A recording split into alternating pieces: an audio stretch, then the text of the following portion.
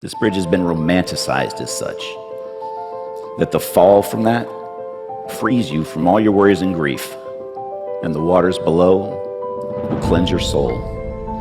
But let me tell you what actually occurs when the bridge is used as a means of suicide.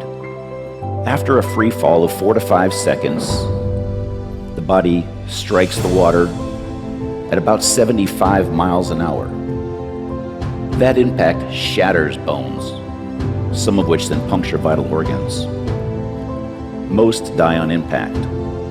Those that don't generally flail in the water helplessly and then drown. I don't think that those who contemplate this method of suicide realize how grisly a death that they will face. This is the cord. Except for around the 2 towers, just 32 inches of steel paralleling the bridge. This is where most folks stand before taking their lives. I can tell you from experience that once the person is on that cord, and at their darkest time, it is very difficult to bring them back. I took this photo last year as this young woman spoke to an officer contemplating her life. I want to tell you very happily that we were successful that day in getting her back over the rail. The collateral damage of suicide affects so many people. I pose these questions to you. What would you do if your family member, friend, or loved one was suicidal? What would you say? Would you know what to say? In my experience, it's not just the talking that you do, but the listening.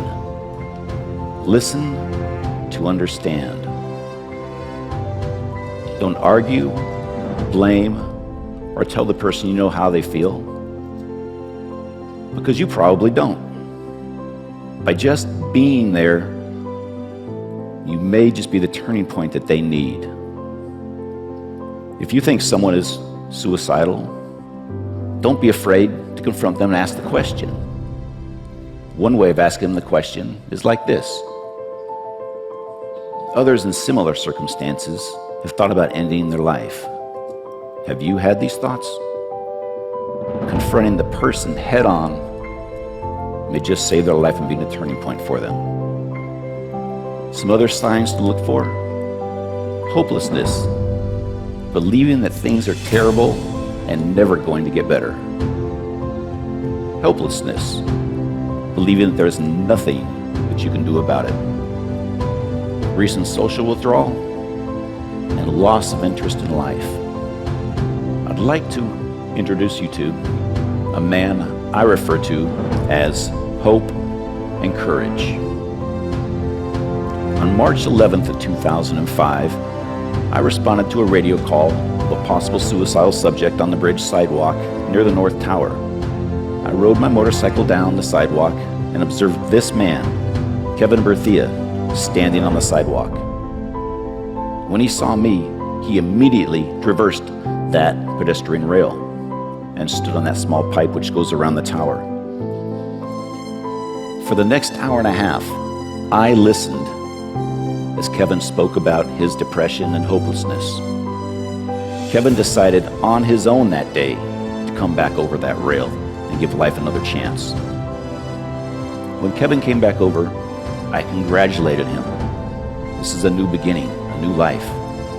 But I asked him, what was it that made you come back and give hope and life another chance? And you know what he told me? He said, you listened. You let me speak, and you just listened. Shortly after this incident, I received a letter from Kevin's mother, and I have that letter with me. And I'd like to read it to you. Dear Mr. Briggs, nothing will erase the events of March 11th, but you are one of the reasons Kevin is still with us. I truly believe Kevin was crying out for help. He has been diagnosed with a mental illness for which he has been properly medicated. I adopted Kevin when he was only 6 months old, completely unaware of any hereditary traits. But thank God, now we know. Kevin is straight as he says. We truly thank God for you. Today, Kevin is a loving father and contributing member of society. He speaks openly about the events that day and his depression in the hopes that his story will inspire others. Suicide is not just something I've encountered on the job. It's personal. My grandfather committed suicide by poisoning. That act, although ending his own pain, robbed me from ever getting to know him. This is what suicide does. For most suicidal folks, or those contemplating suicide, they wouldn't think of hurting another person. They just want their own pain to end. Typically, this is accomplished in just 3 ways: sleep, drugs or alcohol, or death. I do want to tell you, though, the vast majority of folks that we do get to contact on that bridge do not commit suicide.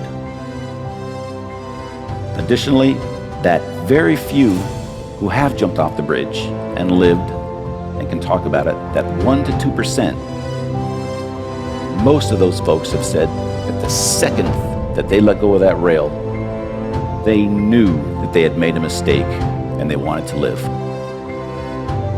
I tell people, the bridge not only connects Marin to San Francisco, but people together also.